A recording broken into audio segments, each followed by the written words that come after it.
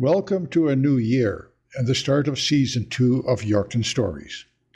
Twice a month we take a look at Yorkton's past and present, telling stories that may not be history book material, but which we think provide an interesting human, cultural, and historical perspective on our community. My name is Dick DeRyck. I am the former co-owner and editor of Yorkton This Week newspaper, and have owned and operated other businesses in Yorkton over the past almost 50 years. This podcast is largely a labor of love, and we are grateful for the support of Harvest Meats and Grain Millers Canada, both here in Yorkton, and other supporters who make this podcast possible. Our podcast can be heard on our website, yorktonstories.ca, where you will also find photos, links, and other information associated with each podcast where available.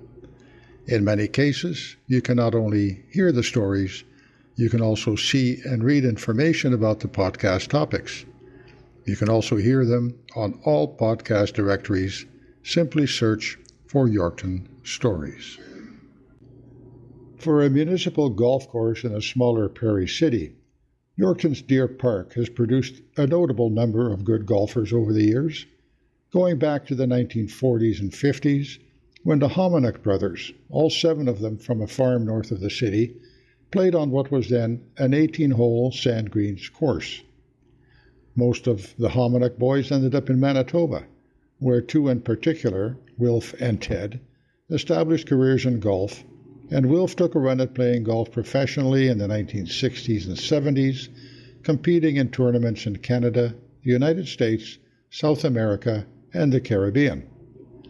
While the Homonymous are legendary in Manitoba and Saskatchewan golf circles, they have not been the only ones who learned the game at Deer Park and went on to greater achievement. We talked with 4 Yorkton golfers who are now at various stages of their golf careers. Arden Knoll, who played professionally in the 1990s and plays recreational golf occasionally still.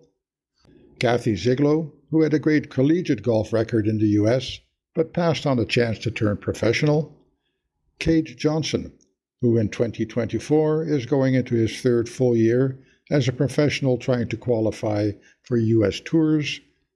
And Ella Kozak, a recent graduate of Sacred Heart High School, who will be starting college and NCAA golf in North Carolina this fall. To provide some perspective, there are about 35,000 professional golfers, tour players, and club pros in North America, of which about 4,000 are Canadian. Of those, 45 Canadians play on tours worldwide, 7 on the main PGA Tour, and 4 in the Ladies PGA Tour, both of which are the ones we see on television. 10 play exclusively on the Canadian PGA Tour, and the others play around the world in various tours, senior tours in the US, tours in Europe, the secondary level tours which are stepping stones to the PGA and LPGA tours in North America, the Asian Tour, the Korean Tour, and the Central and South American Latino Tour. In addition, there are about 20 regional mini-tours in the US for those on their way up or on their way down.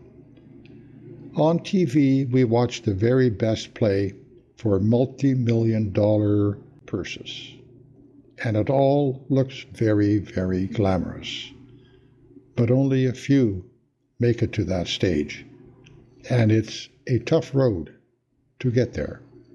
Arden Knoll was the first ever golfer from Saskatchewan to join the PGA, the Professional Golfers of America Tour, in the fall of 1990. The Homonymous, after all, had moved to Manitoba before their professional careers. He competed at Deer Park with the young guns of that era, the early 1980s, players like Mark Tom, Kevin Ryan, Cam Hodgson, the Gibson brothers, Tom Johnson among them. In the late 1980s, he won the Blue Owl Championship, the prestige event of the year, 4 times. He won the Saskatchewan Men's Amateur Championship twice. Over the course of 9 years as a pro, He played in the US, Canada, Asia, Australia, and South America. He played 12 events on the PGA Tour and qualified to play in the US Open in 1993 and 1994. In 1997, he played on what was then called the Web.com Tour, now the Corn Ferry Tour, and had 5 top 10 finishes, including 1 second place, and ending the year 28th on the earnings list. In 1999, he placed 12th in the Canadian Masters Tournament, ahead of such notable Canadian players as Jim Rutledge, Jim Nelford, and Gary Cowan. But 1999 was also the end of his pro career. While playing in Prince Edward Island, he was stung in the neck by a hornet, the venom went to his eye, and he lost most of his vision in that eye. Back in the 1980s, Arden had chosen golf over hockey. He played 1 year with the Yorkton Terriers and had 3 stellar years with the University of Saskatchewan Huskies, and was teaching in Estevan when he took the leap into professional golf. I did enjoy playing hockey. I played with the Terriers and then got injured, of course, with my knee, and then played university hockey for 3 years and had 4 surgeries during that time while I was there. So basically it was something to do that was competitive. And then interestingly enough, when I started teaching, Eldon Rondo, who was the history teacher in Estevan, had the standing tee time at 3:37 every day and was looking for people to go out and play golf with. That was my basically turnaround to do that. I knew I wasn't going to make it anywhere in hockey, so I needed a competitive outlet, shall we say, someplace else. The last year you played with the Huskies, 26 games, 42 points is pretty decent production. Yep. I did hold the record at that time for the University of Saskatchewan as a top point getter, but Dale Durkach played for Brandon at that time. Little guy just like me. I finished, I think, third in the scoring because he had a line mate. But he had, in 26 games, I think, 84 points. Oh, yeah. And I was third with 42, and his line mate had like 63. He was quite a bit better than the rest of us, let's put it that way. Yeah. And he wasn't going to make it, so you kind of have to say, okay, he didn't make it, and he's way better than I am. So there's a choice there at that point. Yeah. In 1990, Arden placed second in the Canadian Men's Amateur Championship. And I wondered if that was what led him to the decision to turn pro that year. I had, before I even went to the Nationals that year, I had decided that I was going to try. I was going to try to qualify for the Canadian Tour. I'd won the Saskatchewan Amateur and Willingdon Cup team by 27 shots. So there was no place else amateur-wise for me to go, and I was still very competitive. I asked for a leave of absence for a year from teaching, and they denied it. So I said, okay, well, then I guess I better make a living at it. So Sandy stayed and worked for a year while I went down and tried to make a living, played Canadian Tour the next year. That winter, I played competitive golf on the Arizona Tour and ended up basically, you could play 2 tournaments a week, 1 2-day event, 1 1-day event, and I was winning between $1,300 and $2,300 a week playing the Arizona Tour. So that was pretty good. We only hear about the top level guys, right? I mean, yes. The top couple of handfuls and the millions of dollars that they're making. Now, of course, prize money wasn't that big at the time. And it sounds like it's a pretty glamorous life. That wasn't your life in golf. No, when I started, I had a 1970 motorhome that I purchased to travel in and live in, and we called it the Urban Assault Vehicle.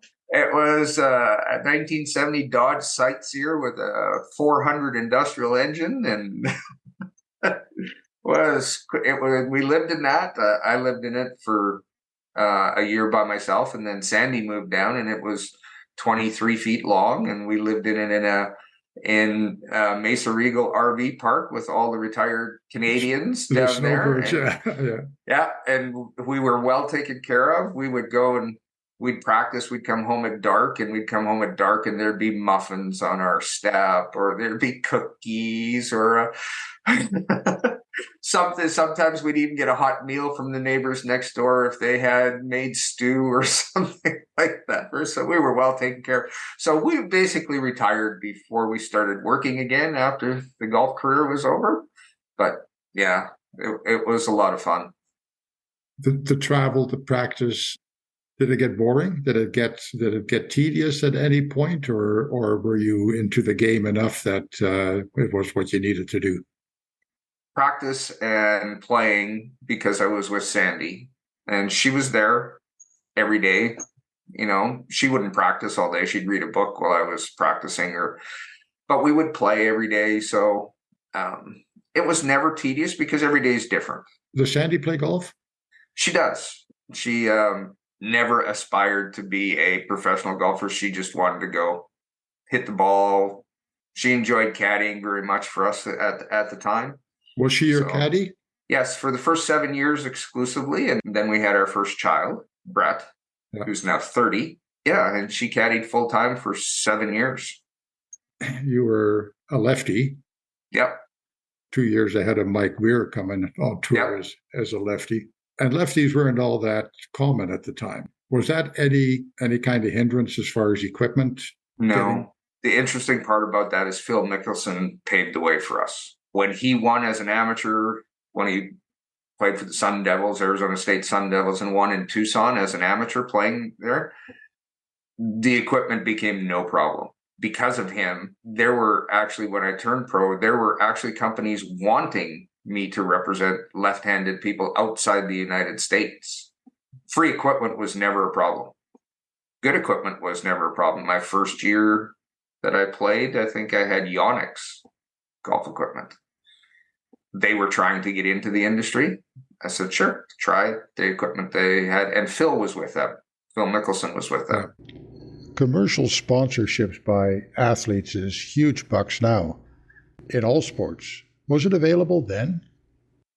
When I had turned professional, governing party at the time in Saskatchewan had reached out to me to represent them. And Sask Power wanted a athlete representative, to go in and talk to high school students how you go to being a professional. And they'd offered me a 2-year contract for $10,000. That was the extent of my sponsorship, other than getting free equipment. In golf, unless you were playing the PGA Tour at that time, there was really no sponsorship for anybody. Playing on the PGA Tour, the TaylorMade, my club sponsor, paid me $10,000 US up front and $3,500 for a top 10, $10,000 for a win. That was it. Now, the minimum contract, I think, with any club manufacturer with a PGA Tour player is $350,000. Money is all relative. Yeah. If you played well enough, we never starved. Yeah. We always had whatever we needed. We didn't live extravagantly. We didn't have $1 million homes, but we never wished for anything. We were doing what we were having fun doing. But the money, everybody can attribute that to Tiger Woods. He brought that to the game in 1998. I was playing the Canadian Open, and I was playing with Brad Faxon, and Tiger was actually in the group playing behind me.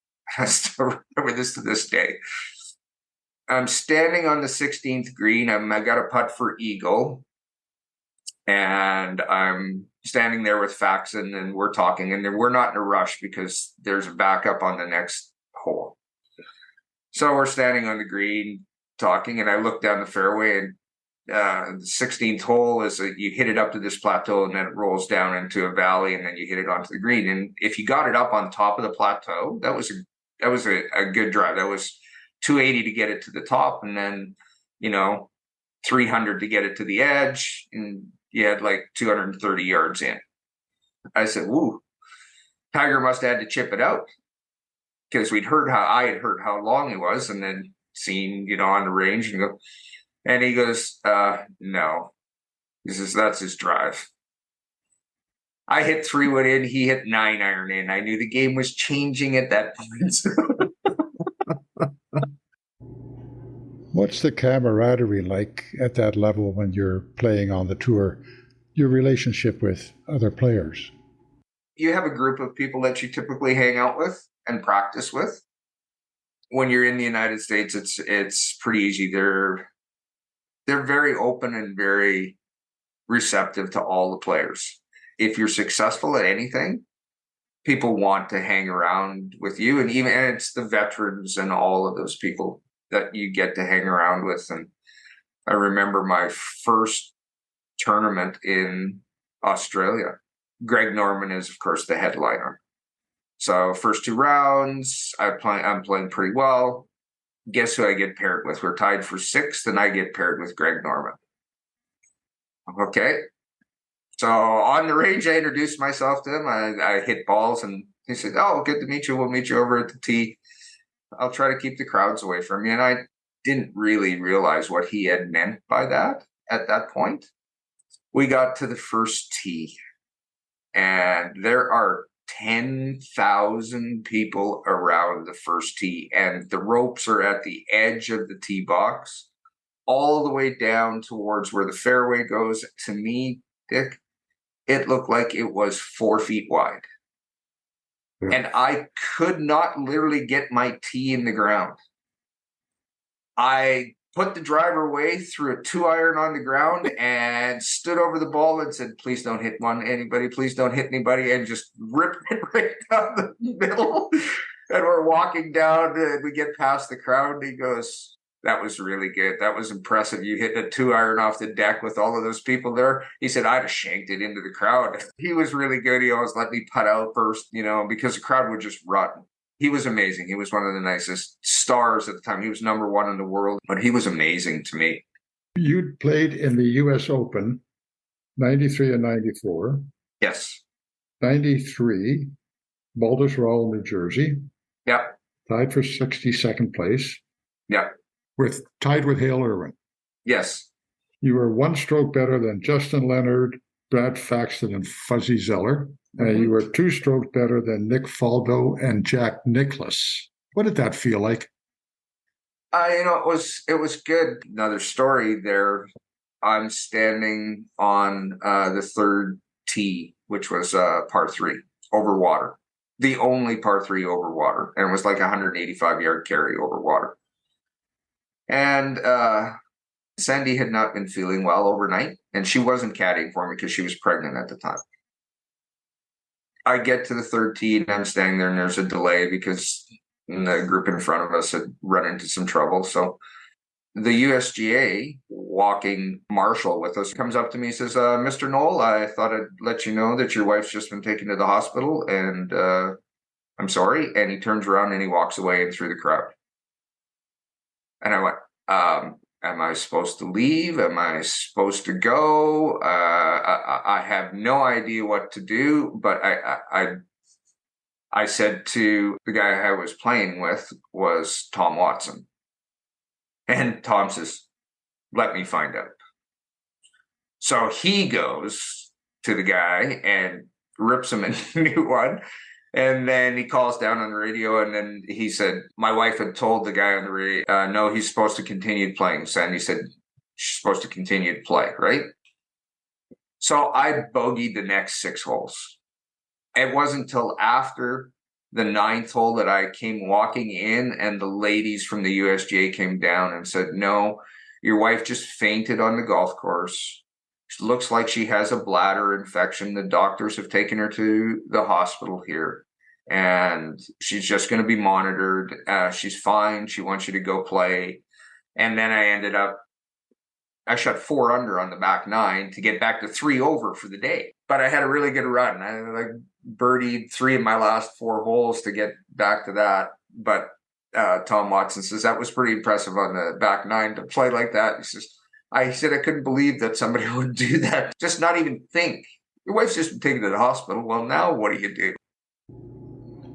The senior PGA Tour in the U.S. is for players aged 50 and over.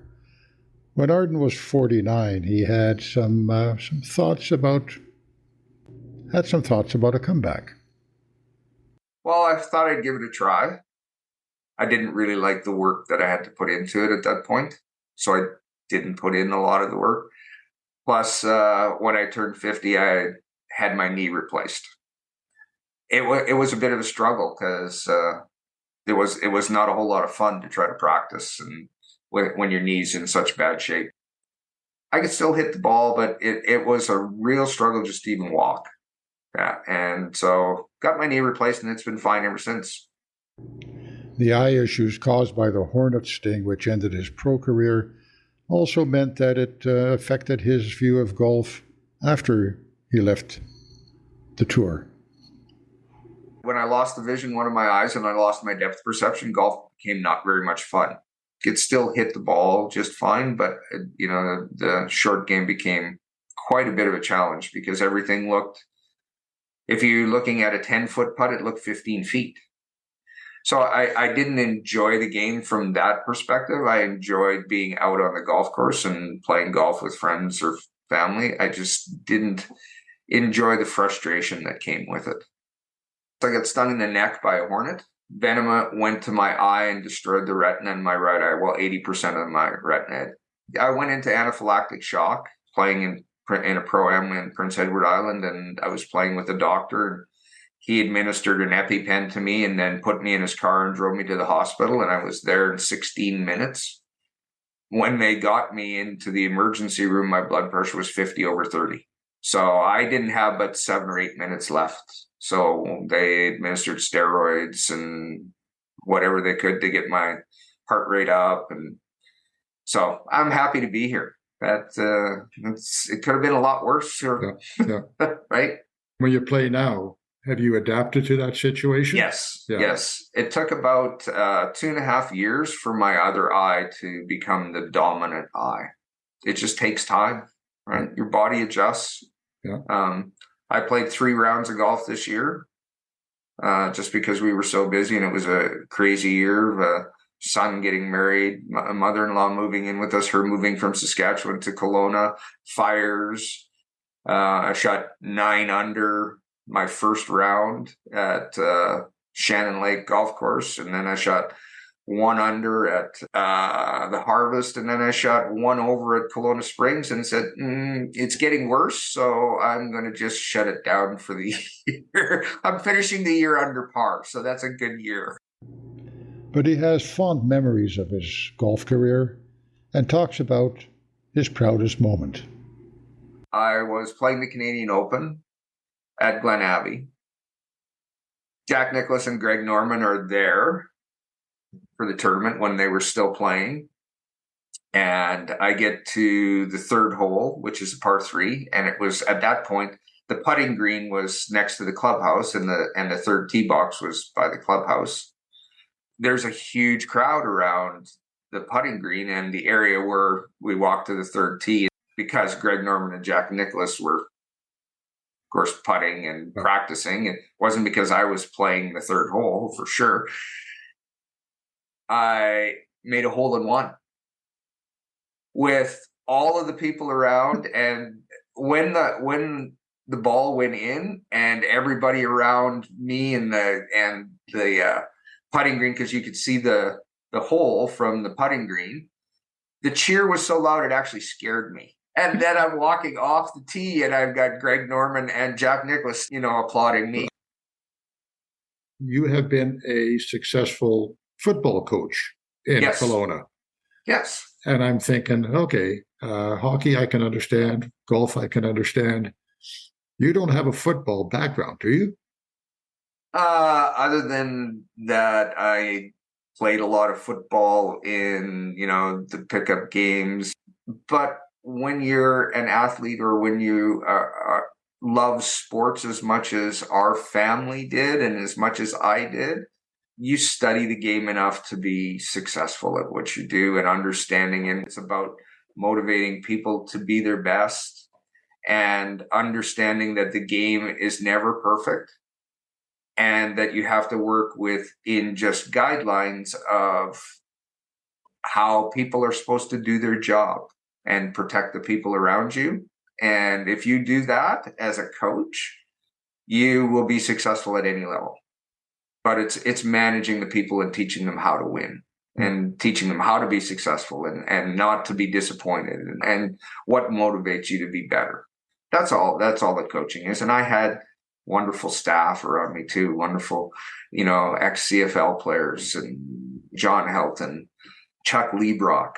They played in the CFL for many, many years. Chuck Liebrock was runner-up as a Shenley Award-winning offensive lineman, and of course, John Helton was his nemesis, and they were good friends. So I had just wonderful people around me to look after, the details. I was the big picture person for that. So yeah. It's just fun it's fun to be part of that, to be motivating for youngsters. Arden declined to give advice to young golfers. In a business, he says, and it's now a business much more than when he was in the game, he says it has changed so much. The only advice he would give is enjoy the walk.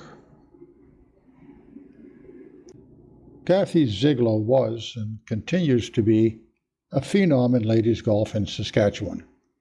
She now lives and works in Saskatoon, and she has represented Saskatchewan and her hometowns in golf championships in every decade, starting in the 1970s and continuing into the 2020s. While in Yorkton, she amassed 70 tournament wins from 1973 to 1999. In 1993, Score magazine named her one of the top 50 collegiate golfers in the U.S. while she was attending the University of South Alabama in Mobile. She won the Provincial Women's Amateur Championship in 1995 and again 24 years later. She won the Saskatchewan Women's Order of Merit based on tournament play 8 times starting in 2005 and as recently as 2022. She was inducted into the Yorkton Sports Hall of Fame in 2023. Go to www.ysHF.ca to read a full list of her accomplishments. It's a long list and impressive. When you were young in Yorkton, you played a lot of sports. You were into volleyball, ringette, badminton, bowling, soccer, golf, and there may have been others. Yeah. In the end, you kind of settled on golf, and I'm wondering what brought that about. What your motivation was to concentrate on golf. Back in 1991, it was really opportunity came down to. If I was doing all those sports right there, my favorite by far is I loved ringette. But at that point in time, there was no female hockey and ringette wasn't anywhere in the States. So that was out as a sport. Soccer and that was just more so for fun. You did it through school.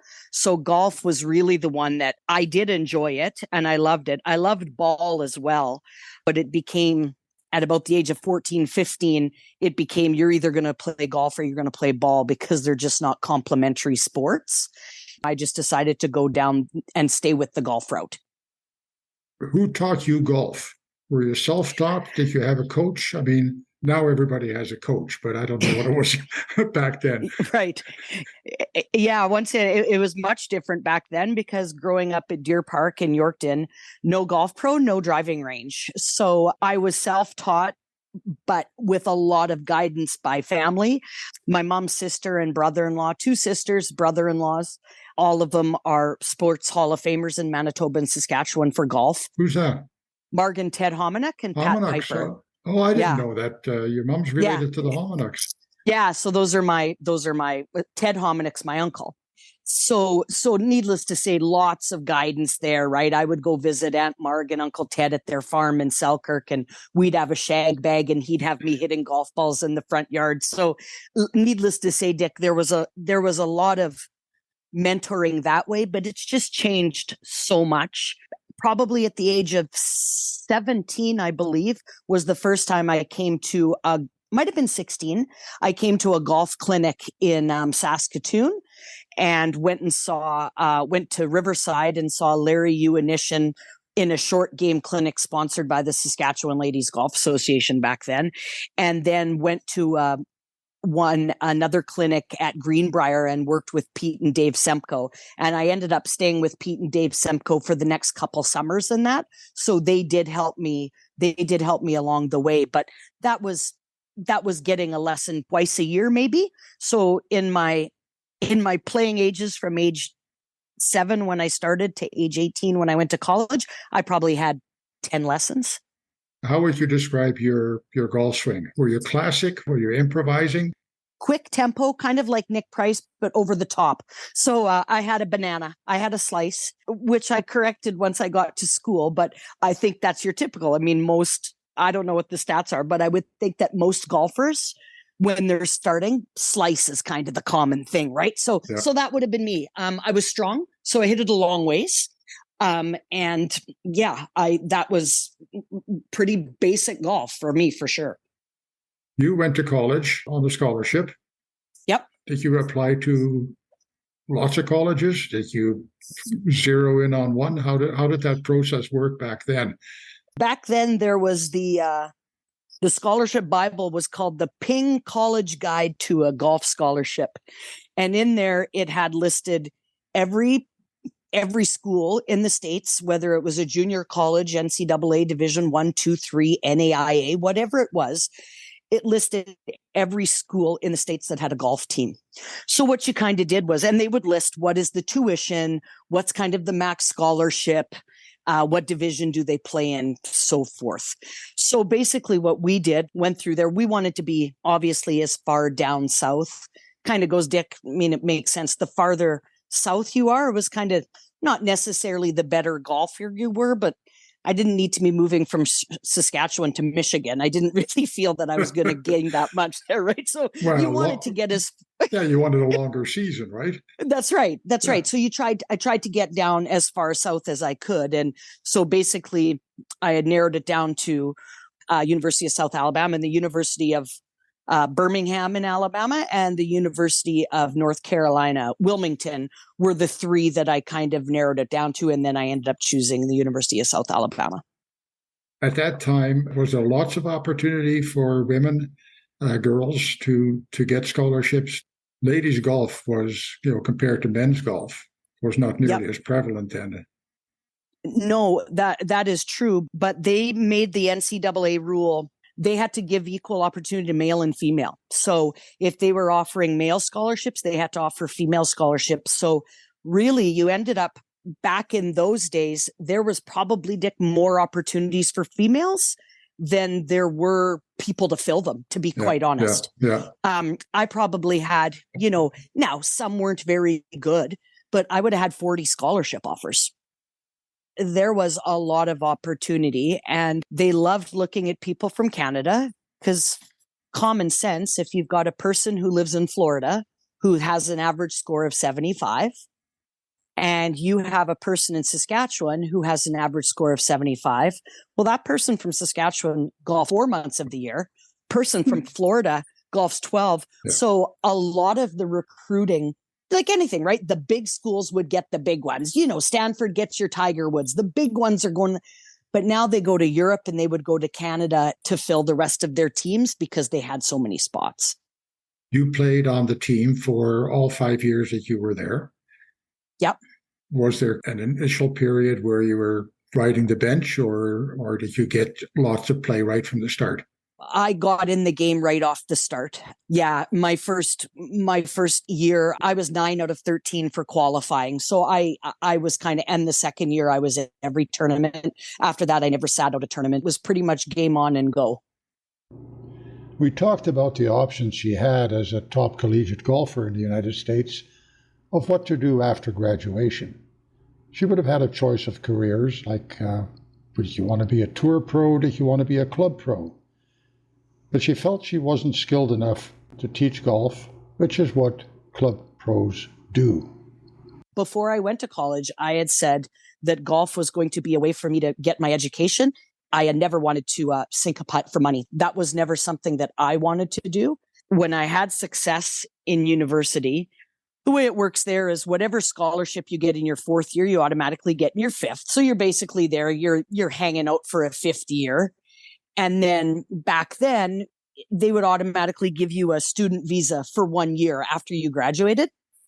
So in 1996, I guess when this was, people actually wanted to live in the States, and your goal was to try to get your green card and live down there and maybe get dual citizenship and stuff like that. That was maybe a path I would be looking at, but it was more so about doing a career, not necessarily golfing. Then I had the opportunity to work at a golf course, semi-private course, and there were some members there of some wealth. And I had some opportunities and some offers of money to go and try the LPGA and, do some mini tour stuff. I started down that path.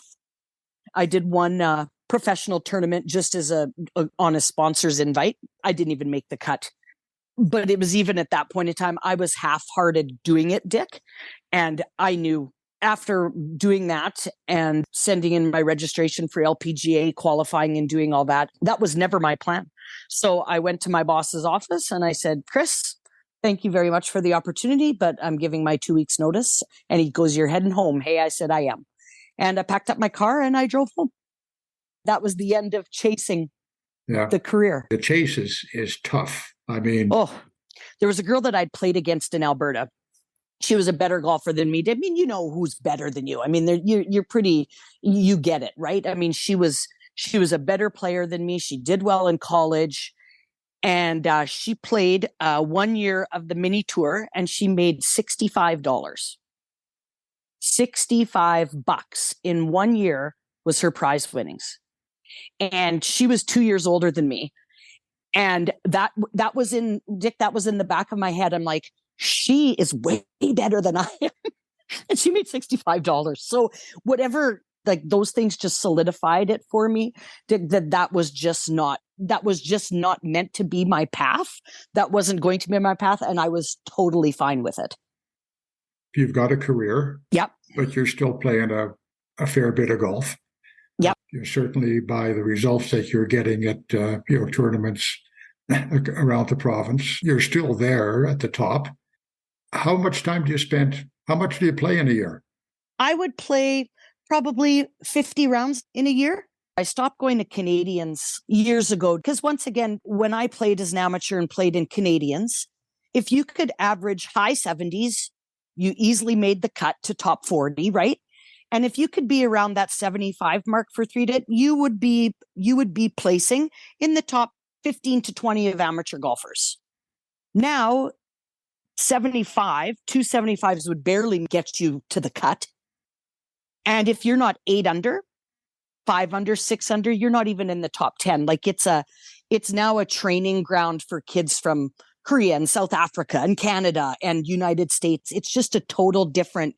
They're playing from 6,400 yards. I don't hit it 270 yards anymore, Dick. I hit it 230. So when I turned 50 this year and I was the seniors, it was like, it was just like the second coming. I went to nationals. We were playing from 5,700 yards. We went for beers after. It made me feel how I felt when we were 19 and 20. I'm like, this is going to be fun. So I actually am now more motivated to do better now so I can stay a better senior for a while than I probably had been for the past 10 years at a provincial level. Is it still fun? Oh, yeah, it's fun. It's fun. I love it. I love every bit of it. I love the social part. I love hanging out with 80-year-olds. I like hanging out with 14-year-olds. It's just fun. Cade Johnson, now 25 years of age and already a fixture at Deer Park, both as a golfer and a one-time pro shop employee, has spent the past 2.5 years as a pro, playing many tours in the U.S. and trying to qualify for what is now known as the Corn Ferry Tour, one step down from the main PGA Tour, but a place where a golfer can make a living and work towards taking that big step up to the main tour. In 2023, he attended what is called Q School, or qualifying school, for the Corn Ferry Tour. It consists of a 4-round tournament where a player needs to be in the top 5 just to get into the first stage of qualifying. In other words, you have to qualify just to qualify, indicative of how many golfers are trying to move up that ladder. He qualified for the next stage, but at that stage he missed by 3 strokes due to an uncharacteristically bad second round. Cade had early success locally and provincially, winning the Junior Men's Order of Merit under 15 category based on points earned in tournament play in 2013 at the age of 13. Then in 2016, he repeated in the under 19 category. More recently, he won the 2023 Blue Owl tournament at Deer Park. Cade holds the men's course record at Deer Park, a score of 62. That is the record on the redesigned course, which opened in 2000. Arden Knoll set the course record, also 62, on the pre-2000 course in 1983 or 84. Some might argue that today's players should be able to beat Arden's 62, given the improvements in golf balls and equipment over the last 40 years. He said it, playing Persimmons wood drivers and Balata balls. The other side of that argument is that the course is longer now, especially from the back tees, and has a higher handicap rating. It's apples and oranges. Both were excellent rounds of golf. When did you get started in golf, and what led you into that sport? I was probably like 3, 4, and my grandpa started taking me out to Cherrydale. He took me out to Deer Park when I was like 7 or 8, and that's kind of when I started, enjoying it more, being out there. And but I was just very casual. He would take me out, and then I started playing competitively. I think it would have been 11. I got cut from PBAA hockey that year, my first year Pee Wee, and I was like, well, I guess I'm going to try to play golf. So my dad got me a golf coach in Saskatoon, and then that kind of took off from there. I went to Saskatoon. We'd go up like once a month. Pretty fortunate we have family in Saskatoon, so we'd go up there for a weekend. I would see them 2 hours Saturday, 2 hours Sunday. Yeah, we would do that for almost every month throughout the winter. And then in the summer it was easier because there's a lot of tournaments in the area in Saskatoon or, driving through there. So hockey dream kind of stopped early for me, and then I started golfing. You started competitive golf at 11? I think I was 10 or 11. I played in the Deer Park Junior Open. That was my first one. And that was my only one I played that summer. And then the next summer after, I started playing like a few more, like Deer Park Open, York Lake Junior Open, all like the ones in the area. Because back then there was, you could play a full schedule of 20 little junior opens. So, and then I kind of started getting a little bit higher caliber when I was probably 12 or 13. You won the under 15 Junior Men's Order of Merit back in 2013.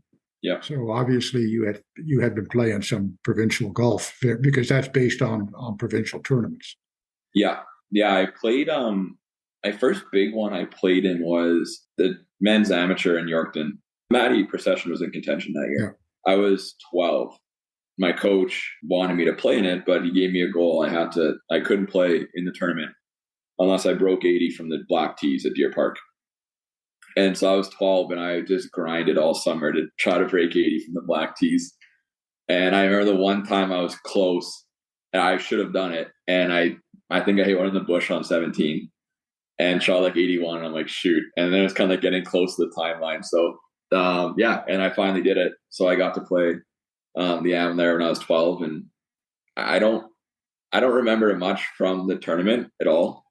But I remember just a lot from watching the last round. And I followed the last group and Maddie was in it. So I was, fanboying over Maddie at the time of, wanting to be like him and everything. So, but it was just cool to see like the level of golf. And, I just always just remember how good these guys are. And, it was a one shot. Tyler Frank, I think it was, he was in the front right bunker on 11, very front, pin was back left and he holed it. And I was like, oh my goodness, like these guys are incredible. So it was a big eye opener for me that week.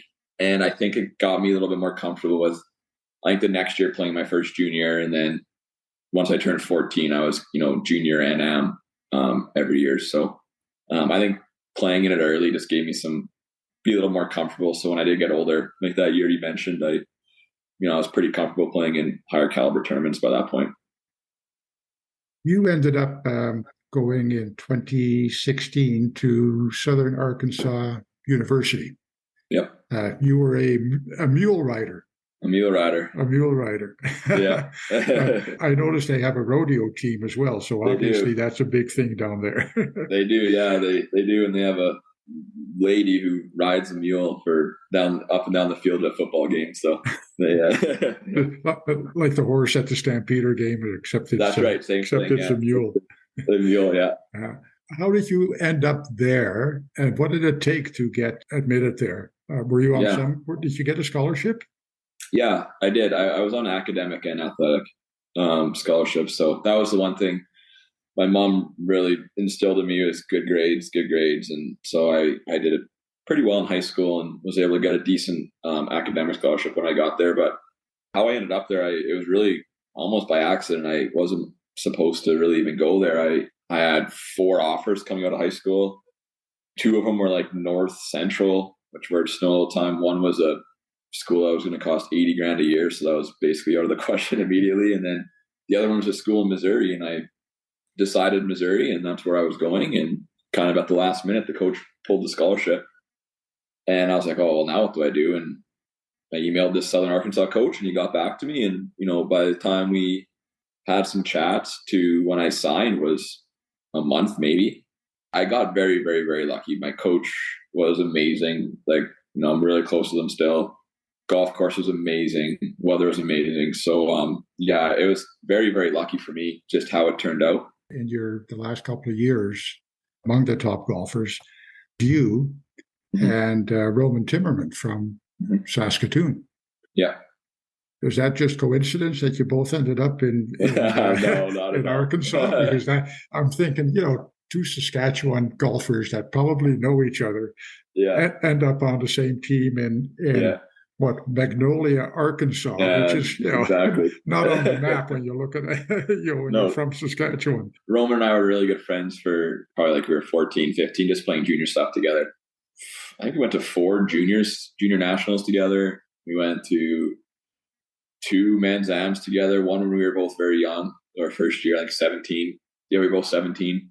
We went to Australia together. So I kind of just told him, I think this is a great option here for us. Because he came in the next year after me.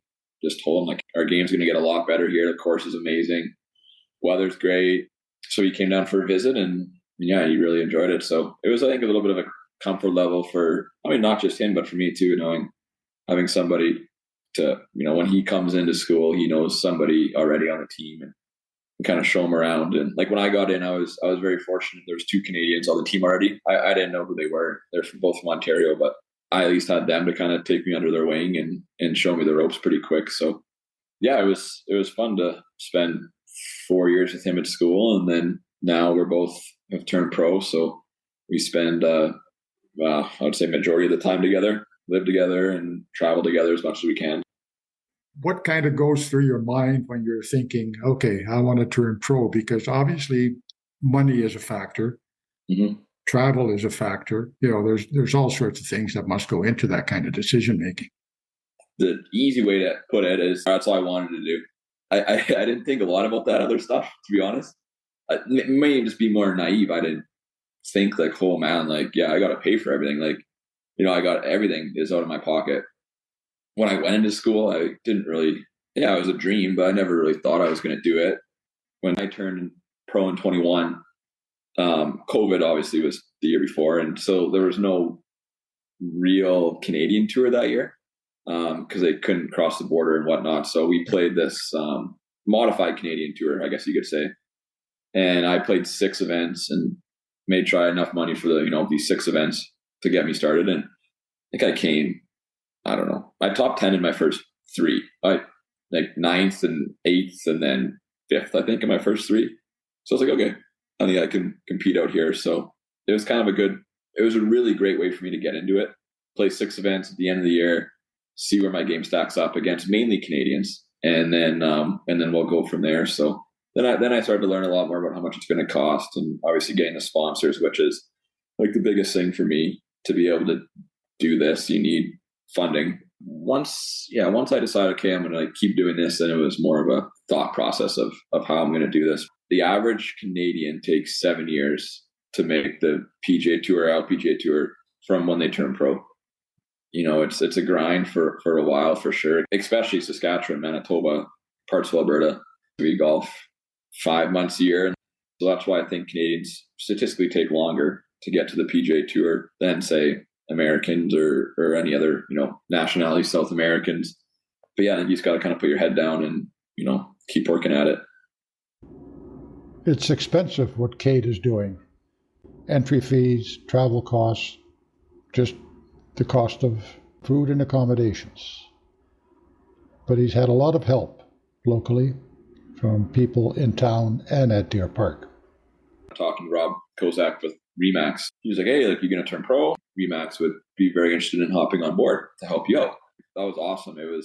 Then we ended up getting a deal set. So they're with me from day zero. Like, they were with me right from the start, and still working with them. So yeah, they were on board there pretty early. And then, Dad's drywall company hopped on board as well, and my grandfather's construction company. So that was nice to get me through kind of a season. It was last year, got me through last year. And Todd Rusnak, Jake Sapshella, they're both out at Deer Park a lot with their Sapshella Rusnak Financial and Sun Life. So what they've done for me outside of giving me some money to support myself out there, the people I've been able to meet through them and their business connections has been very, very valuable. So there's been some members at Deer Park who have supported me, and the seniors, the club and men's club and different clubs that have supported me along the way. A little bit of money for some food, or I've had some guys that have helped me out with some flights. So yeah, it's a massive team, and I'm, very, very appreciative of all of the support, that I get. One of the disadvantages you have is that when you're playing golf down in the States, you're playing with 73-cent dollars, right? Oh, your cost increases by a third, right? What does it cost to put in a year of mini tours and qualifying tours that you played? Have you ever added it up, or is that too scary a thought? It's very scary of a thought. It depends how many events you play. This year, entry fees alone for me were probably $20,000 American. You went to Q school. You went to the Corn Ferry Tour. Yeah, I went Q to school, and the entry fees there are pretty significant.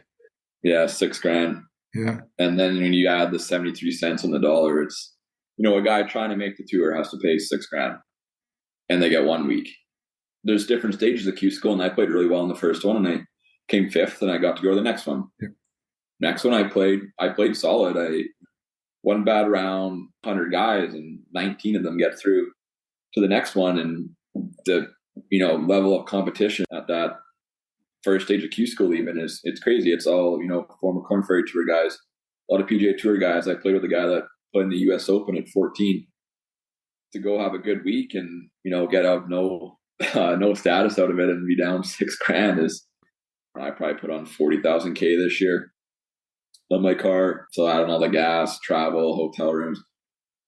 It's a lot. But like in the summer, it's, I'm pretty fortunate that I have a good group of guys that I've met through, Roman and Ty in Saskatoon. And then there's a few other Canadians, a couple out in Vancouver that I know really well that are playing pro, one in Manitoba, kind of all over, a few in Ontario. So playing Canadian Tour, I don't think I've ever had to get a hotel, which is awesome. Like the odd time we'll get an Airbnb, but we'll split it, and it comes out to be pretty affordable. But through my contacts, through Roman or Ty's contacts, we'll always have a place to stay. So that makes it a little bit more affordable. But when you do play in the States, you do make a check. It's very nice when you convert it back over to Canadian dollars. That's the one bonus of it. You spend a lot of time on the road, just going from place to place. Well, this last trip I was on, I drove to Kansas, played there, drove to Houston, then drove to Phoenix, played there, drove to Palm Springs, played there, drove to Vegas, played there, and then drove home. So I used to hate it, but now I've just kind of embraced it as something you got to do. So Yeah, it gets boring after a while when you're on the road all day. How do you handle the pressure? You're a pretty laid back guy from what I know. Yeah. But when you're playing for bucks or to qualify, I mean, there's got to be pressure. Yeah, there is. There's a couple things I do. I was my first Q school. I was very nervous for it. Obviously, it was my first one, and I put up all this money for it, and I got 1 week to make it. And I had my cousin who was caddying for me, and he golfs like once maybe a year. But he knows the sport and everything. But he used to do a lot of Ironmans. He's really mentally tough, and I walked off the first tee, and I'm like, man, I'm nervous. And he was like, yeah, I could tell. That was a really quick pre-shot routine, and you hit it pretty quick. I said, nervous energy and excitement all very often come in the same form. No, you're excited. You're not nervous. You're excited to get playing. And that just kind of always stuck with me and just like kind of locks me in. It's like, all right, it's good that I'm nervous. It's so that I have that nervous energy. It means something. So let's be excited that we have the opportunity. So it's like, no, like this is kind of what I live for. So I've embraced it, and I've really started to enjoy now being in those pressure moments and enjoy having the opportunity to do something pretty cool. If it's win a tournament, if it's qualify, if it's shoot a good round, or if it's whatever. Last summer, Cade played some tournaments on the Dakotas Tour. It's one of about 20 mini tours throughout the United States where golfers can play and make a few bucks, perhaps. You were 36 on the Dakotas Tour. Yeah. That's $6,000. Yeah. The top money winner on that tour this past summer paid $60,000. That's still a stepping stone. I mean, that's not the end goal, right? No, I used that last year. So I was playing Mondays for Canadian Tour, and I wasn't playing good, and I missed the first two by a million. Like I wasn't even close.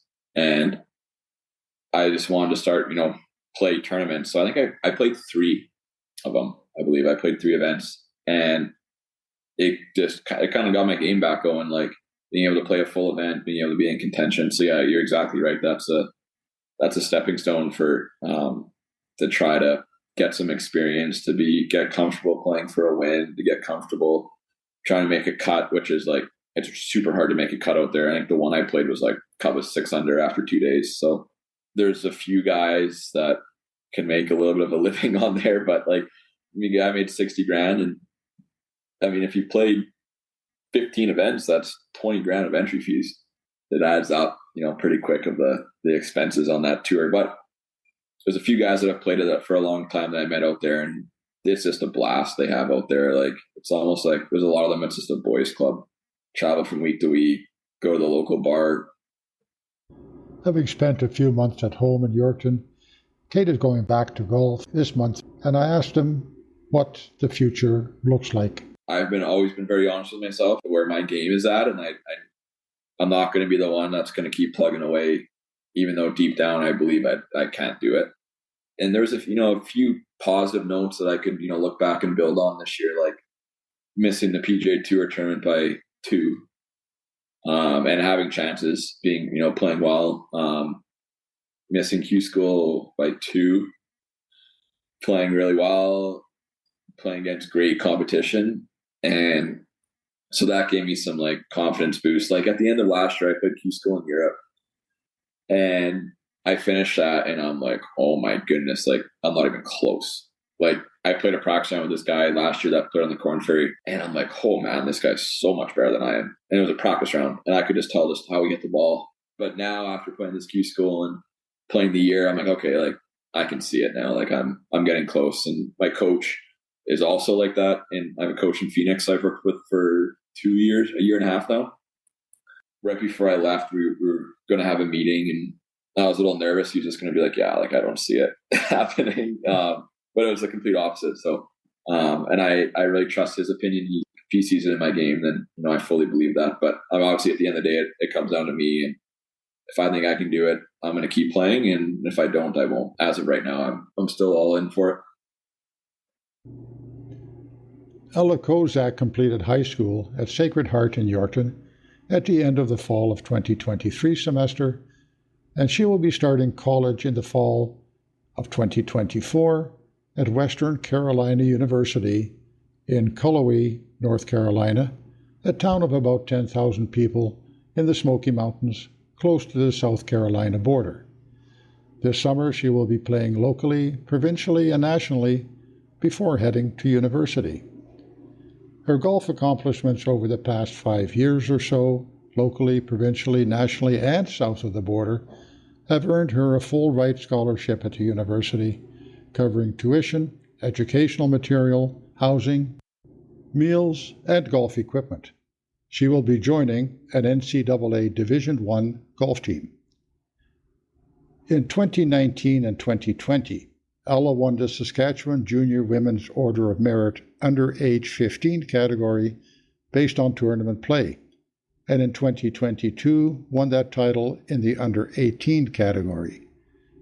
For the past 3 years, she has won the Provincial High School Girls Championship, most recently this fall at the tough and often windswept Harbour Golf Course in Elbow, where only the boys' champion shot better than her 2 rounds of 71 and 73, which was 24 strokes better than second place in the girls' division. Over the past 2 years, she has also played at golf schools in Florida and California. In the spring of 2022, she averaged just over 79 strokes per round in competition, lowering that in the summer of 22 and throughout 2023 to 75.5, playing on courses as long as 6,400 yards. I remember seeing you around the golf course at Deer Park when you were still pretty young. You must have been like, 8 or 9 or so? I'd say, 9. I probably started golf, started hitting.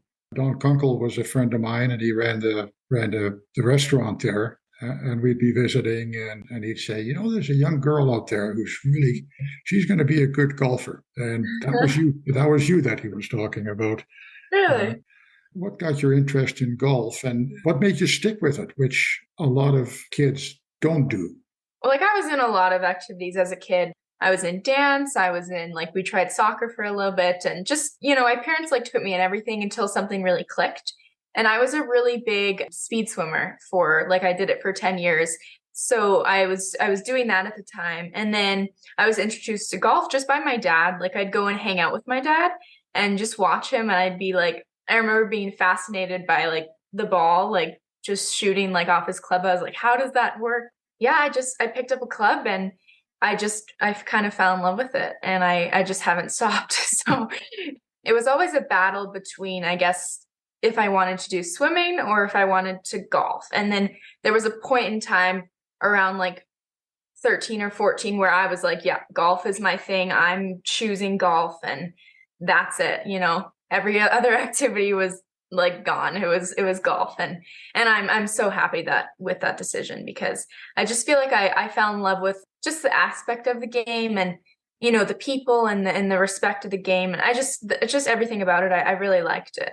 When you were younger, did you have lessons? Did you have somebody to teach you, or were you kind of a natural? It was a little bit of both, I'd say. I did Alan Sauser's lessons at Deer Park, and they put on lessons in the summer, and I always did that, and I really liked it. And then my dad, once I started to compete in MJT tournaments and provincial tournaments, I started to go to a few different coaches here and there. And it was hard living in Yorkton. I mean, it still is, because the nearest coach is 3-4 hours away. Mm-hmm. So I haven't really been set with a coach for a number of years. I've been all over the place, but every single one I'm very, very grateful for. So yeah, it was just kind of a little bit of everything over the years. You competed provincially, going back to, I think you were 15 when you won the Saskatchewan Ladies Amateur. Yes. Yeah. And before that, you did well in the Order of Merit tours. Did you feel any kind of pressure, or are you competitive, or did it come kind of naturally to you to get out there and do your best? Yeah, from what I remember, I really, at the time, I didn't get anxious or anything. It was kind of my thing, I would just, it would just happen like golf. It just was a natural thing for me. I just remember really, really enjoying it. So I didn't have the struggle of like being super nervous because I liked it so much. Yeah, I feel like it kind of just progressed and it hasn't stopped, every year getting a little bit better. Yeah, it kind of came naturally to me off the start. What kind of reception did you get from the more mature, the older women when you were competing in the amateur as a 15-year-old? I'm guessing they kind of looked at you and thought, what's she doing here? Yeah, it really went over my head because I was so young. If I did get any comments, which I'm sure I didn't, because the golf community is so respectful. It's like, if you're good, you're good. And, people just respect that. So I felt really supported. All my friends like at MJT, they were always older than me. I was always the youngest, and they really took me under their wing. And I remember we'd always do like fun stuff together. Honestly, yeah, I loved it. I got along with the older girls, and even some of the ladies like Kathy Ziegler. We've had fun times playing and the ladies events. So yeah, it's always been a good time. To expand her golf season and golf experience in the spring of 2022 and 23, Ella attended golf academies in the southern United States. So grade 9 and 10, I was at an academy in Florida, and I loved that. That was great. It really just taught me how to use like time management, how to practice properly, how to, use mental game. Like I was never taught anything about mental game that like heavily until the academy. So like super grateful for that. And then last year we just kind of wanted to branch off on our own and just, see if there were any more opportunities. So we decided to go to California instead, Palm Springs to be exact. And found a really good coach down there just kind of by fate. He kind of just came up to me and started coaching. And next thing I knew, I was like, my mind was blown. So yeah. And then this year we're going to go down to Myrtle Beach and switch it up again, kind of do the same thing, just try find a coach for a little bit.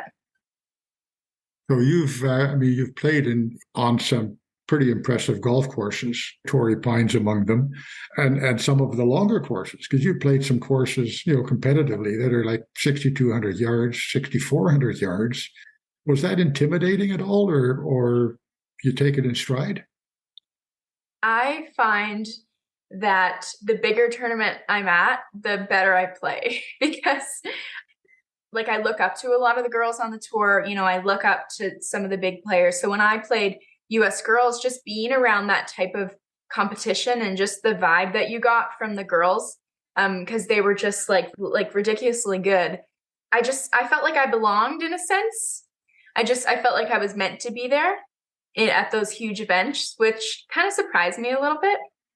Because, coming from Saskatchewan, I've never done that in my life, but I stepped up to, it was called Old Stone. You can't even see the golf course from the outside because it's all blocked off. Yeah. And I just remember it was kind of like an I made it moment. Oh my gosh, this is it. And I think I've never been happier, the day that I stepped on that golf course. So I do think that the bigger events, I've felt more in my element. What kind of routine when you're playing golf? Short season in Saskatchewan, obviously, but you've stretched out your season. What kind of practice routine do you have? Do you go out and only practice, or is it mostly playing practice? Yeah, it's a balance for sure. I think the biggest thing in golf and practicing and trying to get better is balance, especially this year because it's just the little things that you have to tweak at this point.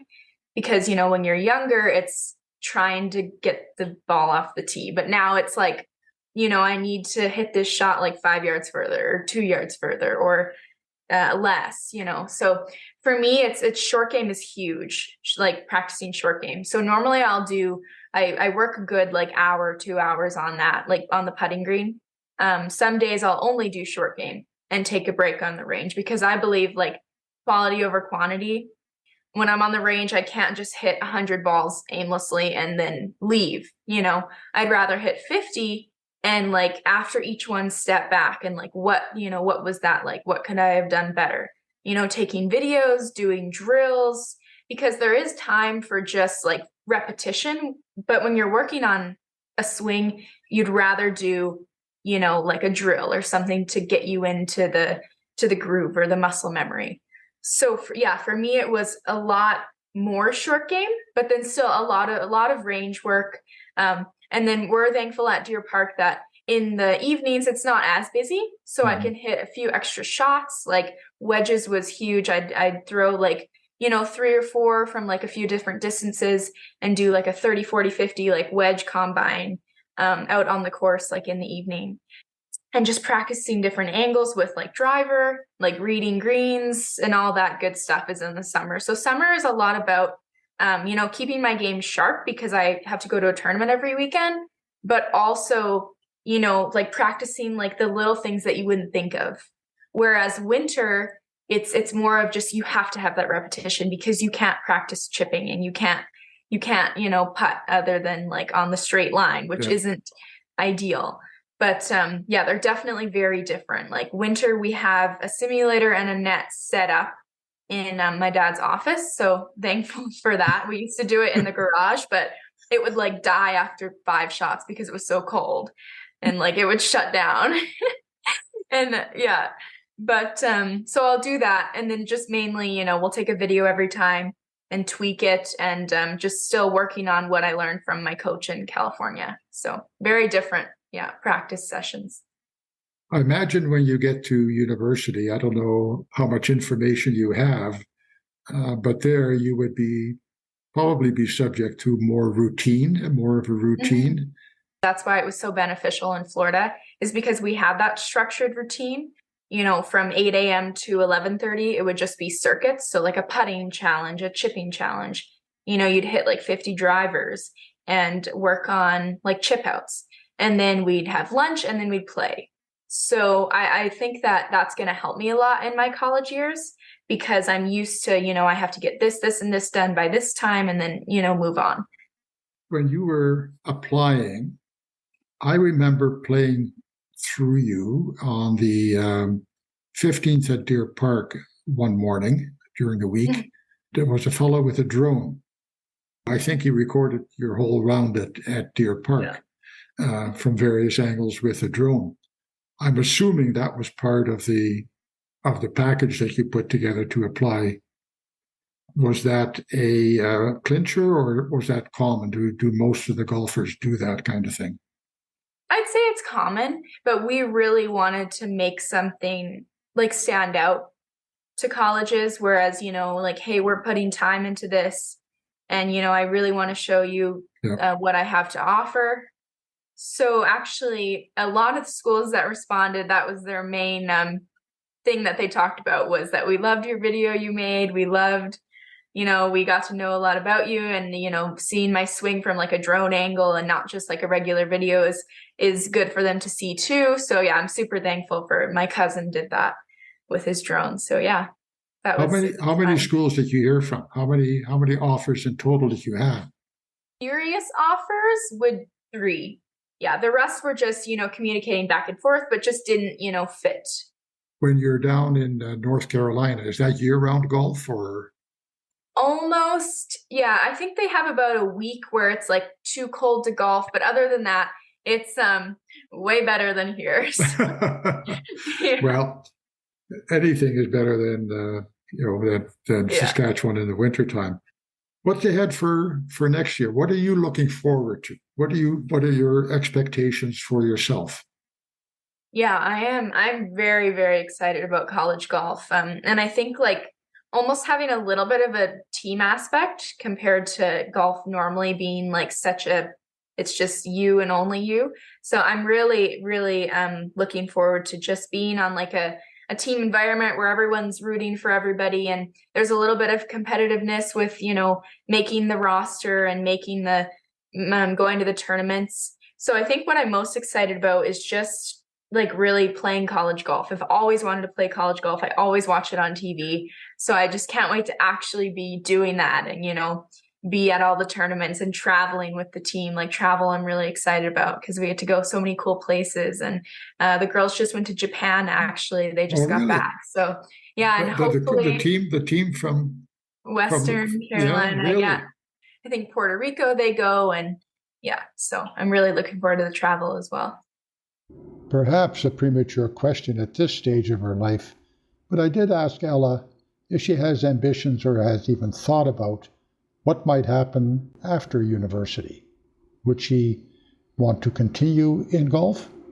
I'd love to. If I had the opportunity, absolutely, that's what I would do. But yeah, I definitely am going to have my backup plan. I'm majoring in education right now.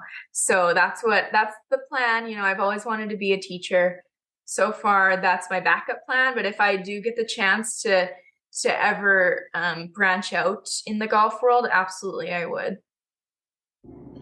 By happy coincidence, the last Saskatchewan Junior Women's Golf Championship, for which Ella will be eligible, will be played July 3rd to 5th, 2024, at her home course, Deer Park in Yorkton. We will publish another podcast in a few weeks. Visit yorktonstories.ca to hear this and all previous podcasts. And there you can also sign up to our email list so we can let you know when a new episode is available. Thanks again to our sponsors, Harvest Meats and Grain Millers Canada, both here in Yorkton. And thank you for listening. Your comments and suggestions are always welcome. Get in touch through our website or by emailing Dick, D-I-C-K, at yorktonstories.ca. We'll talk again soon.